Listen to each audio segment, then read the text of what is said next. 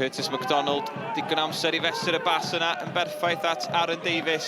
Davies tu fewn, bas na tu ôl I Cafyna, mae Davies di parhau ar hediad ac yn cael ei lorio gan Tyler Garrett ac mae'n gic o'r smotyn.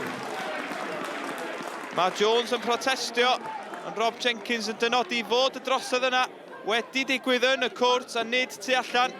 Chwarter awr di chwarae, cic o'r smotyn i'r Barri. Kane McLagan, dibynadwy, 10 gol mewn 8 gêm ym mhob cystadleuaeth, ac mae'r Barri ar y blaen yn erbyn y tîm sydd ar waelod y tabl. McLagan lawr y canol, ddim problem iddo fo. Absalom yn y gol heddiw yn absenoldeb Mike Lewis. O, cyffyrddiad llac gan Evan Prest yma, Emmanuel Agyemang yn trio mynd heibio'r golwr. Ond Absalom i'r adwy i'r Barri. Barri heb golli mewn 5 gêm ym mhob cystadleuaeth, gobeithio ymestyn yr hediad hwnnw I 6 heddiw yma.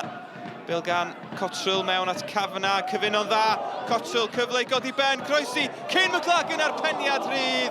Syth at y golwr. Ydych chi'n disgwyl gwell gan McLagan yn y sefyllfa yna. I just thought the first half, first 25 minutes I thought we were excellent. I'd say the next 20 after that I thought Druids were excellent. And we went in 1-0 from a penalty.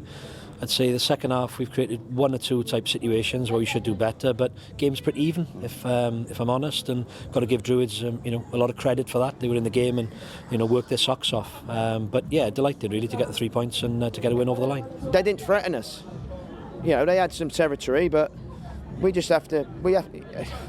I sound like a broken record. Since I've been doing this, we've only been spanked twice. In probably 6 or 7 games, and it's another game that's got away from us, and we've just got to be better in the chances that we create to take them while you're on top.